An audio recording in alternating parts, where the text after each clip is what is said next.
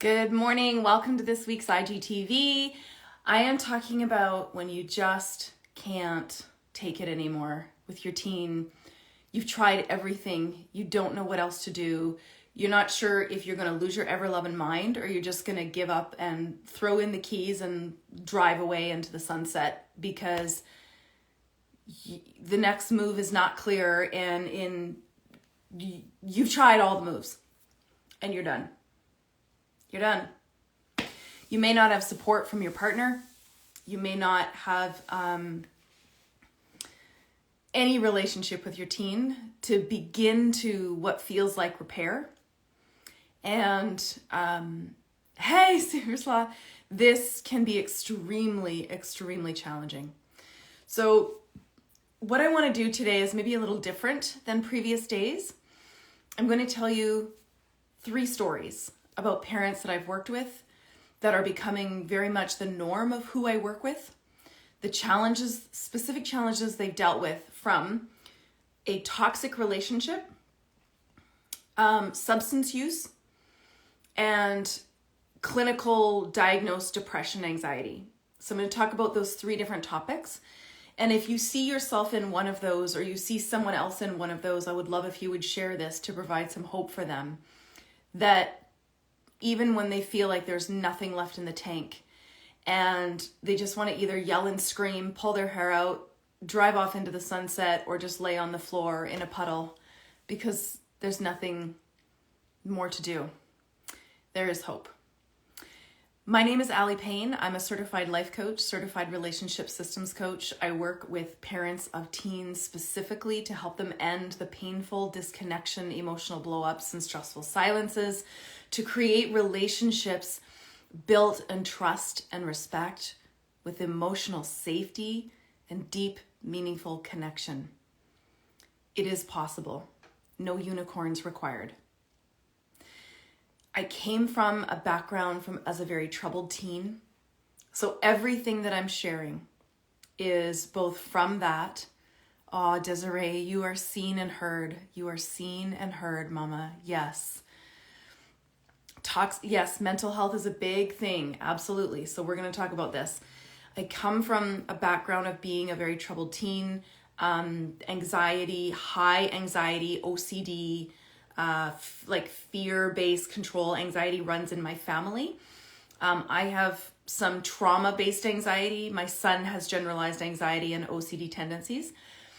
I am sharing everything that I wished my parents would have known that they just didn't know, not because they're not intelligent and not because they didn't love me, they just didn't know.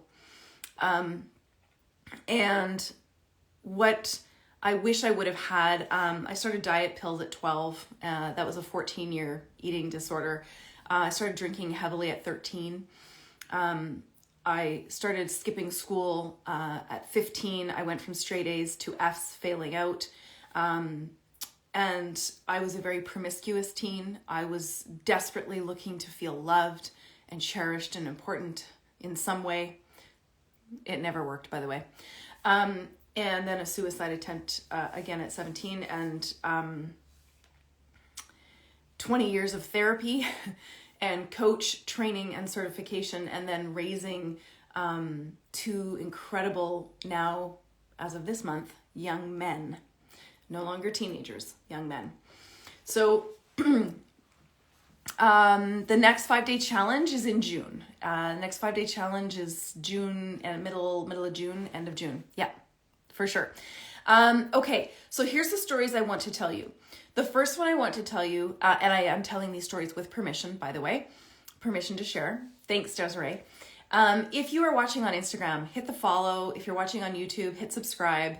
That you're going to want to grab your cup of coffee. I am really not feeling well this morning. I am struggling with quite a cold. So I feel like if we come on in, let's sit down, grab your cup. Hi, Cheryl. And let's do this together. Let's do this. All right. So Katina first contacted me 1 year ago. Her son was 15, turning 16. He was very successful in sports. Yeah, go get your coffee. Come on, parents, let's go. Go get your coffee and come on in. Grab your cuppa, whatever it is. Mine's a matcha latte. You can see my green in there. Come and grab your cup. Katina contacted me a year ago. Her son was very successful in sports, soccer. He was very successful academically. A very fun, loving, easy to be around kid. You know, just fun, loving, easy to be around. Now, Katina was, if you raised like me, in a very authoritarian home, very black, white, pass, fail, right, wrong, behave in a way that your parents want you to, so you earn their approval and their love. There's no room for feelings. And she is also a high achiever. So she did what we do. She did what we do. The pandemic hit. Her son started going downhill. His sport was canceled or delayed because of the pandemic. So the way that he expressed himself physically and all of his teammates, that was out the window. His schooling was all online. That did not work for him at all. He's like me. He's an extrovert. He's social. He needed to be in a room of people. His academics went down. His sport went down. And he got in with some of, with a different crowd. And he started using a lot of marijuana, a lot of weed. He was lying. He was sneaking out his bedroom window often. And so she did more of what we're taught. She did more of what we learned, what she knew. She tried interrogating. She tried controlling. She tried grounding. She tried threatening. She tried all of the things that we grew up with. This gorgeous, caring mama doing her very best to keep her son safe. Her son rebelled further, and she was at her wit's end and terrified for him, sincerely terrified for him.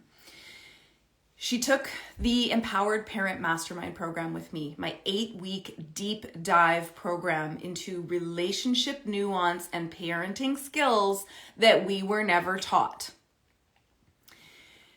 And in that time, she uncovered significant amounts of her own generational parenting messages that she realized were playing in the background but didn't work for her, and most definitely did not work for her son. She learned to understand his personality style to meet him where he was at as a person, not just a doing, not just someone who obeys and is obedient and compliant, because that doesn't equal respect. She disconnected that fallacy.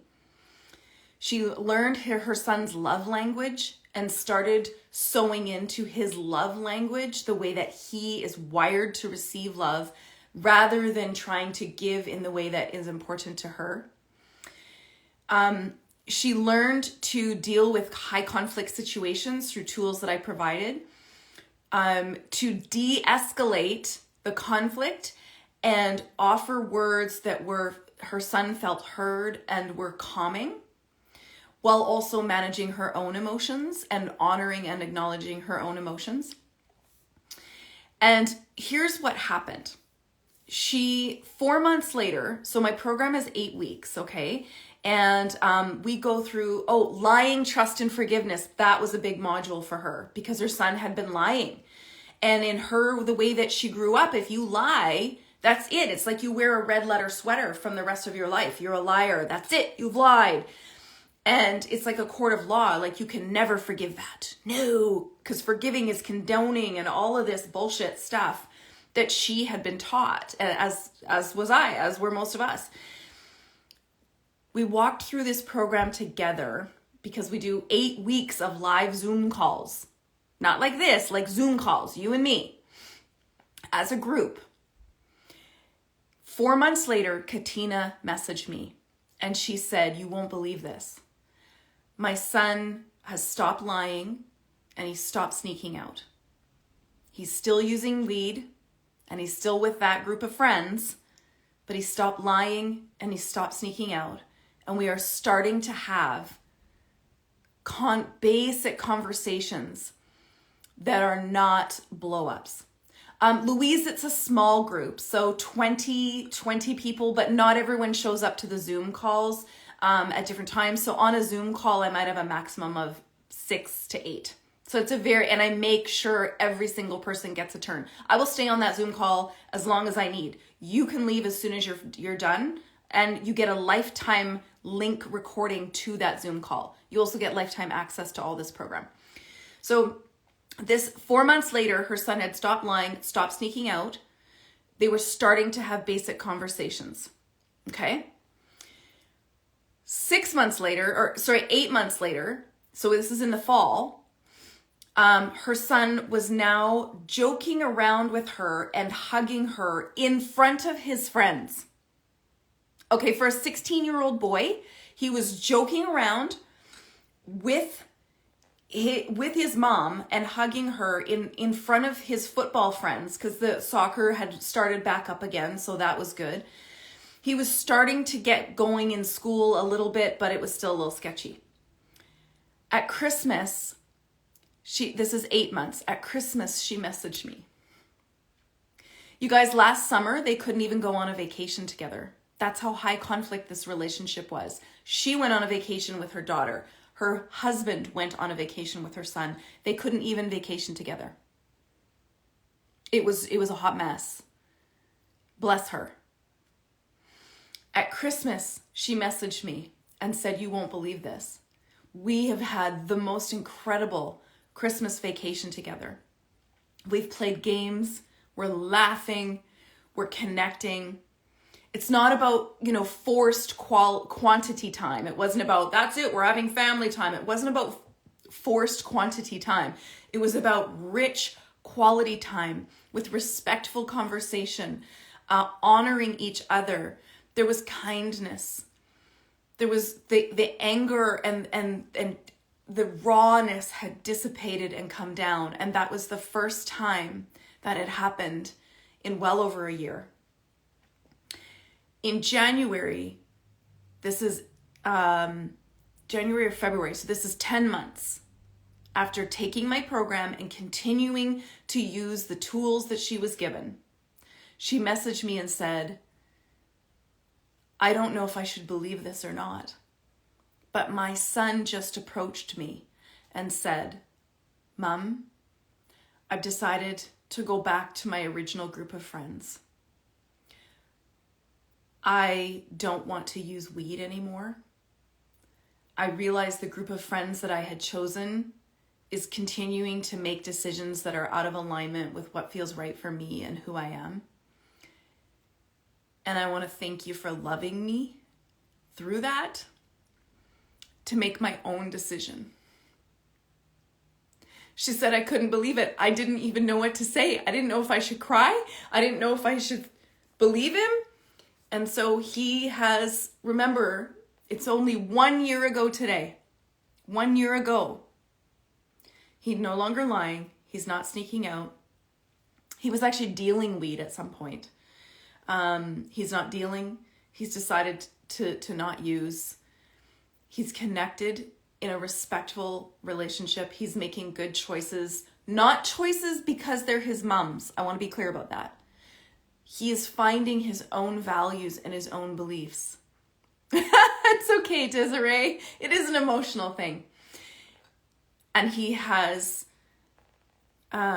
she has found ways to be with him, to shift this relationship without giving up who she is, without giving up what's important to her, not laying down and saying, "That's it, there's no boundaries, there's no rules."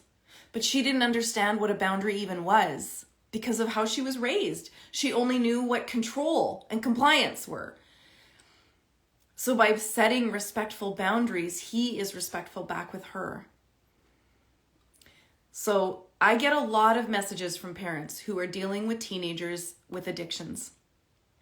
I am not an addictions specialist, and I will never say that I am.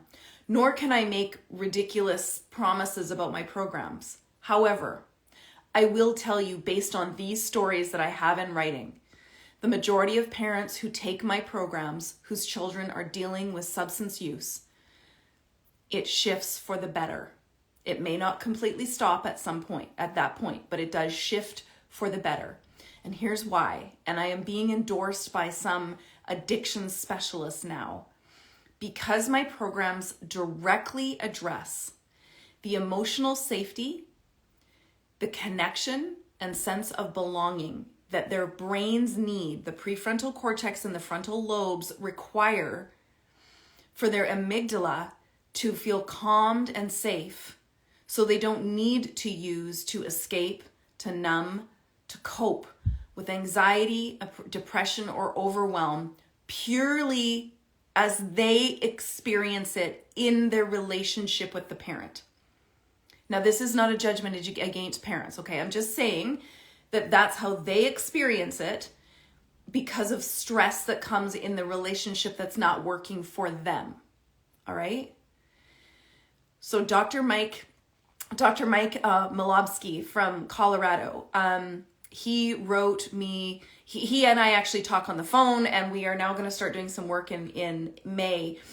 He's a pediatrician, 30-year pediatrician, award-winning pediatrician actually, and he runs an adolescent mental health clinic. And he said, this is what he wrote to me, which I can't say enough about. He said,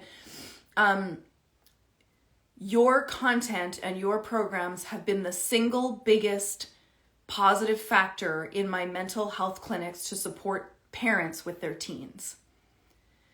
He said, the number of times I hand my phone over on a TikTok that I all have saved to my phone and I play it for a parent is about 10 times a day, because of the way that you say it, that they can hear it. And even his teens are watching my content now because they feel heard and seen. So again, I am not an addiction specialist. Dr. Mike actually now is. He went during the pandemic and during COVID and became a certified addiction specialist. So he and I are going to start doing more work together starting May to continue to close this gap. Okay, I want to tell you about story number 2, the toxic relationship. Now, whether this is a boyfriend, a girlfriend, a friend, your teenager is hooked in the claws of a toxic relationship. And wow, you want to see a parent go free. I mean, your kid is being drawn into, like a cult. It's like and they're being sucked in and they're being manipulated and they're being abused, even emotionally, physically abused. And you're trying all the things to get them to see, like, why don't you see? That's not healthy. What are you doing? And you're trying to ground them and you're trying to control them and you're trying and it's not working. So I had a mama reach out to me and she told me this story. After taking my program, her son was in a very toxic relationship. And I want to just be real careful on this. Let's be really careful. You can vilify the other person, the boyfriend, the girlfriend, the friend. You can vilify them and you can make your teen the victim all you want. And I will say this to you because I love you and I am saying this for your benefit, not to be your friend. That perspective is what's keeping you from the solution. Because so long as you see your teen as the victim and you vilify that other person, you never have to look here. Helping your teenager out of a toxic relationship, you need to understand a few things. The reason they are in that is because they mistakenly feel that that relationship is going to meet currently unmet emotional needs. Is it true? I don't know. But if your teenager is in that relationship, they're in it for a reason. They seek it for a reason. They seek it because there is unmet emotional needs. So I go back to the addictive behavior, okay? A sense of belonging, emotional safety, and deep connection is missing for them in their relationship at home. That doesn't mean you're a bad parent. I'm saying this is what's happening. So when you vilify that person and you victimize your teenager, you avoid ever having to look here. So you just keep trying to control them. You keep trying to control them back. You can't control your teenager back home. You can lead them back home. So what she did when she took my program, yes, exactly. That's it. Super sloth Louise. Yep. Grooming online is it. It's a whole lot of things. And it is horrific. It is horrific as a parent. Heartbreaking beyond belief. And it's not your fault. And I'm telling you, there are ways. This is why I do what I do. So this mama, her son was in a toxic relationship with a girlfriend. He was lying. He was sneaking out. He was starting to, he was 15. He was starting to do drinking, starting to do things, all happened like her otherwise amazing son doing things from this girlfriend, okay? She used the tools that she learned in my program. Her husband was not on side. Now, how often does that happen, right? Where your teenager is in a situation, and this was true for Katina. Her husband was actually the softer, more emotional parent, and Katina was more of the authoritarian. In this next situation with this mama and her son, her husband was more the authoritarian. So what happens when our children get in trouble is it polarizes us as parents even further, which becomes another part of the problem, not part of the solution. So she kept forwarding using the connection tools that she learned. And she kept saying to her husband, I need you to try this because everything else we're trying isn't working. I need you to try this, please. And he was ballistic. That's her word. That's what she said. He was ballistic, her husband. And she kept courageously stepping forward to lead her son back home, not control him back home. Lead him back home. And he did. He eventually felt safe enough at home to begin to share about his girlfriend without judgment. He felt safe to share what he liked about the relationship, what he didn't like, what he was afraid of. And his mom, she just listened and said, thank you for sharing. It's okay. She normalized his feelings. It's okay to feel that way. She learned his love language. She learned his personality style. She took on herself learning empathy statements. She took on understanding toxic relationships, which is all in my program. Forgiveness, her own parenting beliefs, all these things. And she led him home. He decided on his own. He broke up with the girlfriend. He eventually also started digging back into school on his own. Not because of being controlled, not emotional coercion, not manipulation from parents. Love, encouragement, and support, creating a true, meaningful relationship. And now this dad has a better relationship with his son because of this.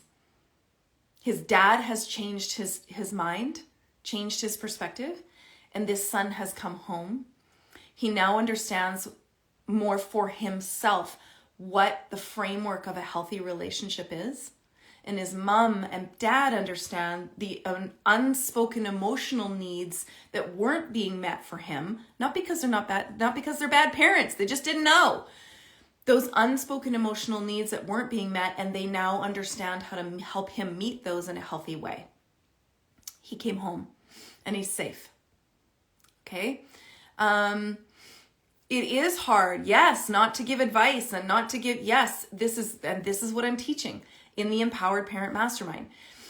So here's number 3 that I wanted to tell you about. I have permission to share this story as well anonymously. So I'm going to call this Mama Sally. let's call her Sally. She came to me in the program at a complete loss. Ready, she was the one who was ready to like drive off into the horizon. Okay. She and her husband, they were actually aligned at first. They both came from very militant, behavioralistic families where you did what you were expected to do. You were the good child. You were type A. You worked hard. It was all about external achievement and appropriate, behavior, being good, like all that judgment of toxicity, all of that stuff. And so, of course, like perfectionism as well, a lot of perfectionism and shame, and expected the same of her kids because that's what we do. Her children, she has a daughter who is now 15. Her son is almost 12. And she came to me because her children were not being perfect anymore. They weren't being perfect. They weren't succeeding at school anymore. They were starting the edges of school avoidance, starting to like have the sore stomach all the time. And I can't go to school, and the huge emotional, uncontrollable outbursts in the mornings. Like, I can't go, I can't do this, like in a puddle on the floor. And she's thinking like, get over yourself. Pick yourself up and go to school. That's what we do. Because that's what she was taught. So she actually took my 5-day challenge twice and the Empowered Parent Mastermind.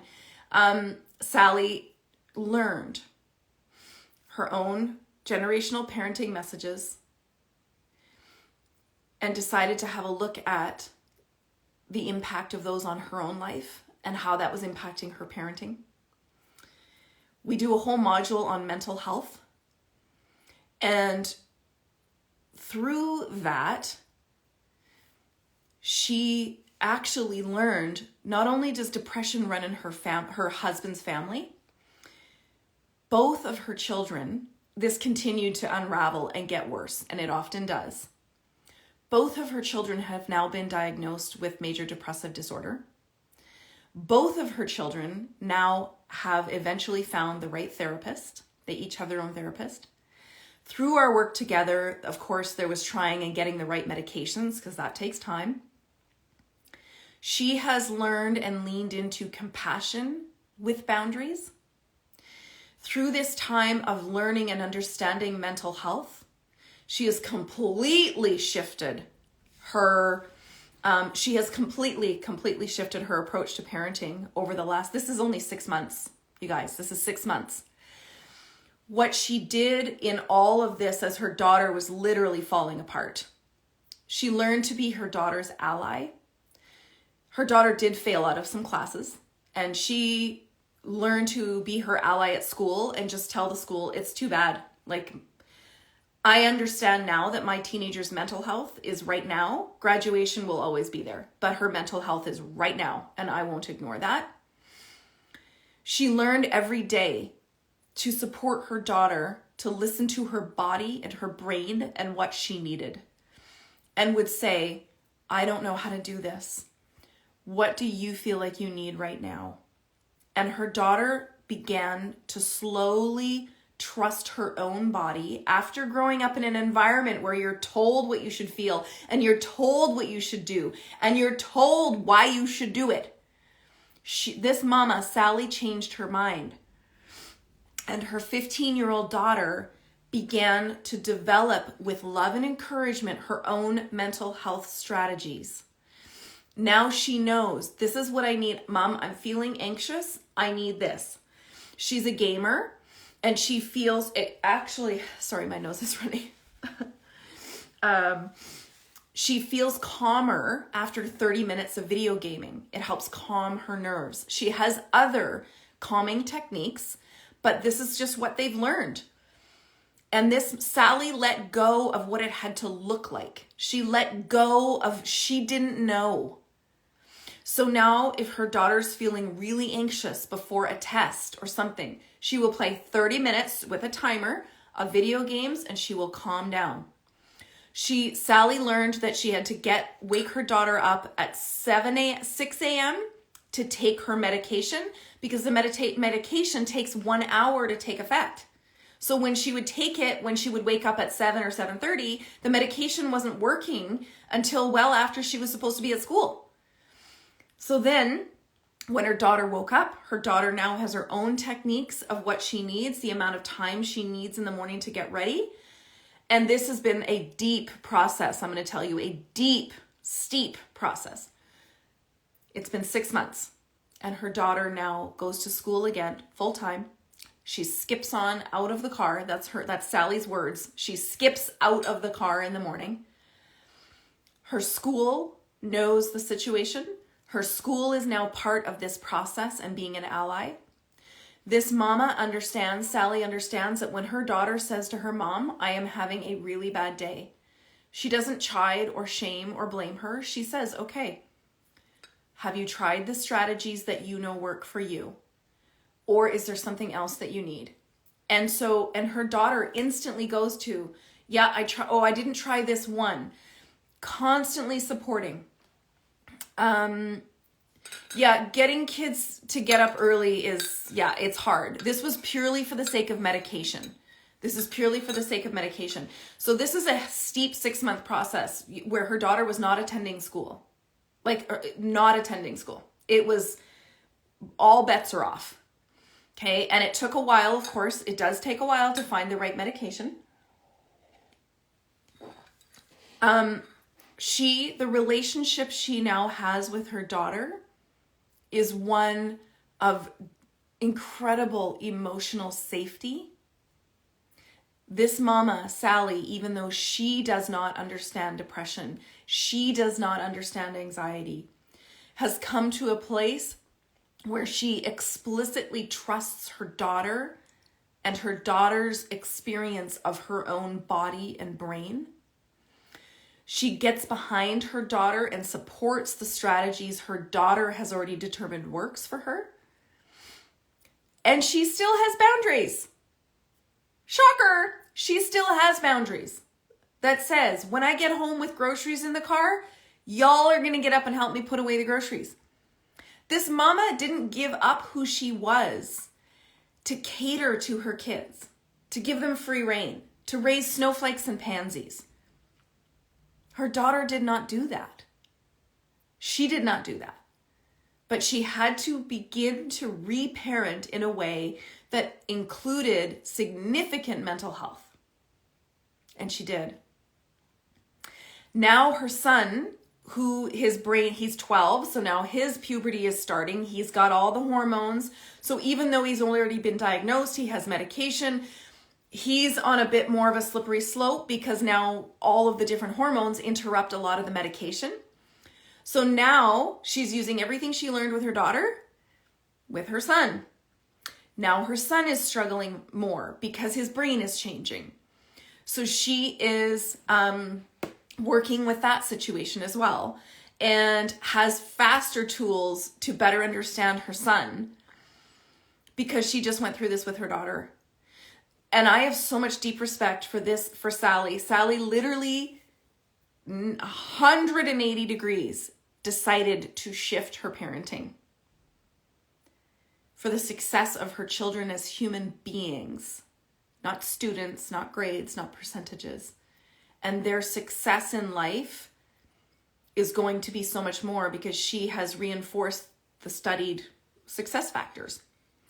So again, I deal with a lot of parents who, I am not a mental health professional, but again, Krya, my girlfriend Krya, who is, she is an addiction specialist and teen certified therapist, counselor. She also endorses my work for those 3 reasons, that all of my programs are based on creating emotional safety, meaningful connection, and a sense of belonging. And it's the only way to deal with addictions, mental health, to have the relationship with your teenager where you stay connected and navigate the hard stuff. And lead them through, rather than try and control them through or compliance them through or monitor them through, and create far greater disconnection, eroding trust, eroding respect, and eventually eroding the relationship. I've got one last example for you, and it's only a short story because I think a lot of parents, I get this all the time, a lot of people think what I'm teaching is parents to raise snowflakes and pansies. I get that comment all the time. To release all your boundaries. And I had another mama, Sandra, who took my Empowered Parent Mastermind, and she said, I can't give anymore. I've already given everything. And she was right. She did not understand what effective, healthy boundaries were because, like me, she was not raised being taught that. So what she was trying to do was cater to, bend over backwards for her kids to make the relationship work. And in the process, she was abandoning herself again and again and again. And she felt resentful and spent.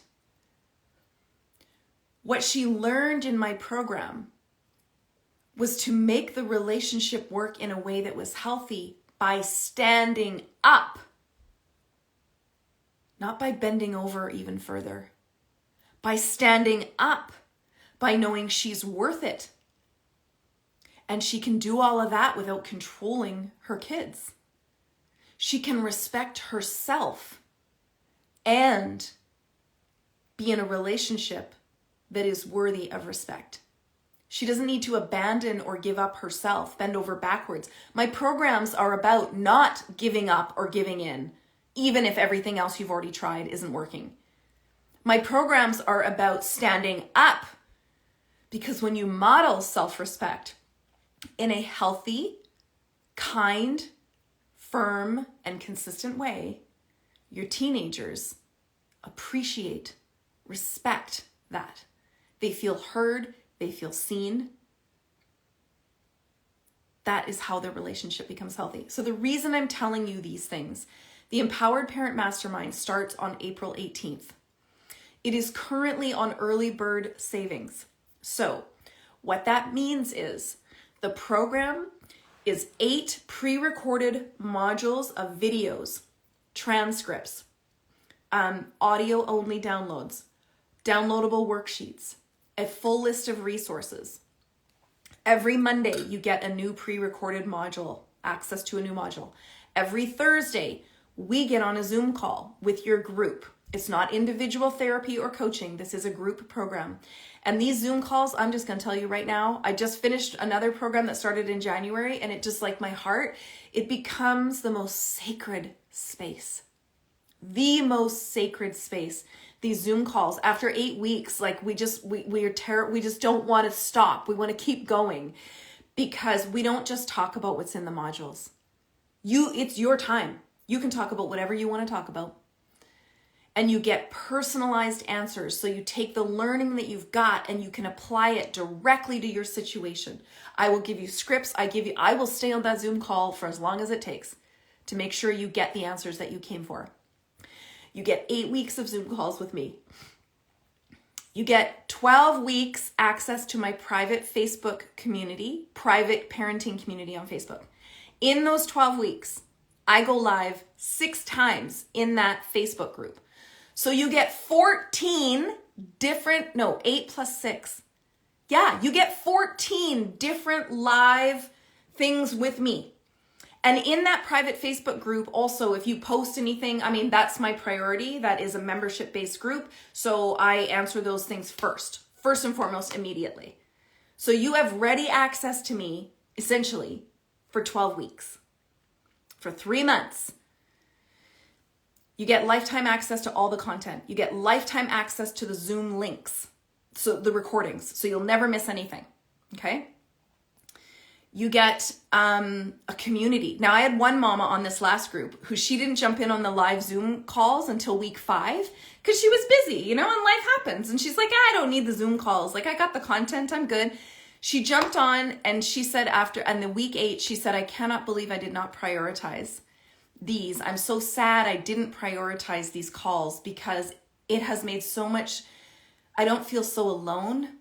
I feel seen, I feel heard, and the distinctions you've helped me make in the learning applied to my exact situation have been totally worth it. I wish I would have made time for these in the first 5 weeks.